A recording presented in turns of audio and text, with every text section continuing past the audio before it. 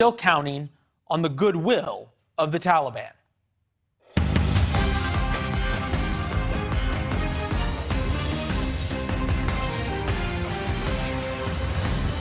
Good evening, I'm Leland Vittert. It's hard to be any more blunt.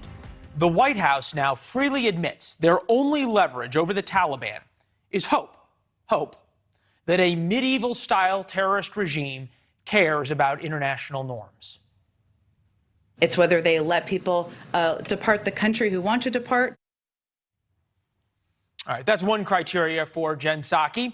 We know the Taliban is still holding Americans, including a pregnant woman named Nasriya. Yesterday, we talked with Congressman Darrell Issa, who is actively trying to get her out. She's scared and she's in hiding. And I think more importantly, she went not once but twice through this checkpoint maze, stood at the gate and wasn't let in. The administration also says it's watching and waiting to see if the Taliban lives up to another promise.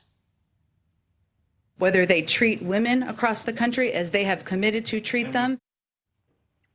Simply put, the video speaks for itself here. We've seen at least 5 different examples of Taliban fighters openly beating and whipping women in the streets, and the only crime so far that we understand they have committed is that they are a woman under Taliban rule.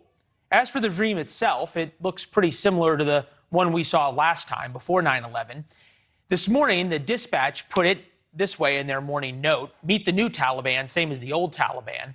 The administration says it will judge the Taliban by its actions. We're 1 week in, and the group is already failing to live up to flowery promises of reform. Probably who's leading it has something to do with it. Here's a look at some of the highest-ranked members of the new regime. Many of them either are or previously worked alongside the group's founding members. That includes Mullah Mohammed Hassan, the so-called prime minister. He was part of the government that harbored Osama bin Laden. Then you have Mullah Abdul Ghani Baradar. He is the senior post in the Taliban's first government.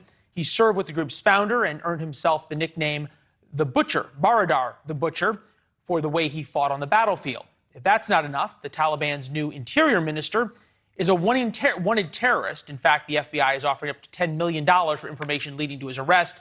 This is the de facto government that the Biden administration now must engage with. With that, we bring in Chris Stirewalt of the Dispatch, also the American Enterprise Institute.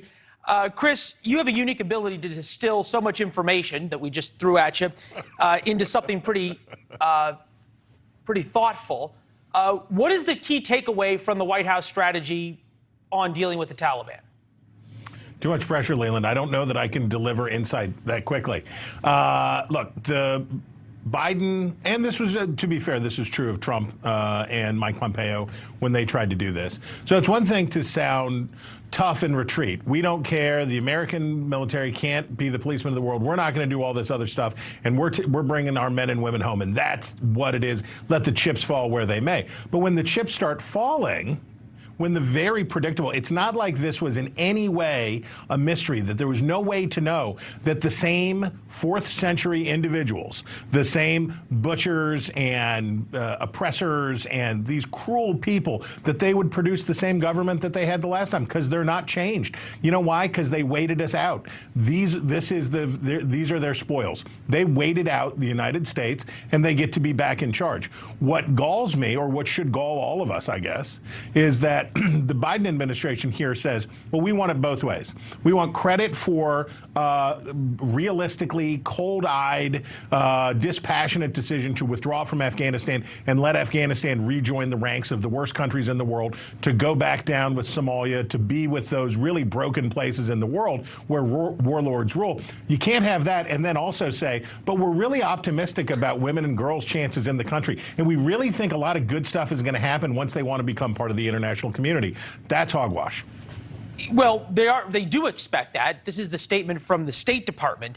We have made clear our expectations that the Afghan people deserve an inclusive government. Question, you've been in Washington a long time. Does the State Department genuinely believe that the Taliban cares what our expectation is? The hope here is, in the Biden administration, the hope here is that somehow this Taliban facing a different reality. They're in a different place than they were before, but that this Taliban will want to be part of the international community and will do whatever things are necessary or whatever small things are necessary to sort of keep that low bar. You know, we have a lot of terrible countries with terrible leadership that hang on in the international community, so they're hoping they'll do that. I don't even think the Taliban could manage that. Yeah, well, it is a low bar, and they seem to have no problem being under it. Okay, reasonable people can all agree, no matter how you cut this, that there's a lot of problems with Afghanistan. There is ISIS there, there's how they treat women, that there's Americans still held hostage. All of these are problems. You're a political analyst in Washington. Does the White House believe that this is a political problem as well? The truth, whether you like it or not, is that for most American voters, the knowledge that there are a lot of bad countries, bad places to live in the world, we already know it, right? And people criticize Americans for not caring enough about the rest of the world. It's maybe true, maybe a deserved criticism. If the United States gets out, is out of Afghanistan, and we can start moving down the road, and there are not consequences. And that's the big thing. A year from now, it's going to be time for voters to make up their minds about whether they want to keep Democrats in majority in Congress or replace them with Republicans. Chris, I've only got 20 seconds, 30 seconds left. I want to just get this in. If there is a terror attack that is provable to have come out of Afghanistan, does that change everything?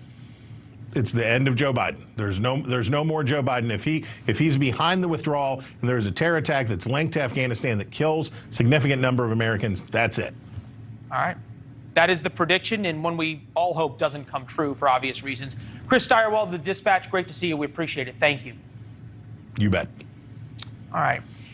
We want to talk to you now about the role that China is playing on this, and no better place to do that when we come over and look at the maps here to show you exactly what is going on here, because the Chinese are now talking about coming back into Afghanistan. We have some maps that we want to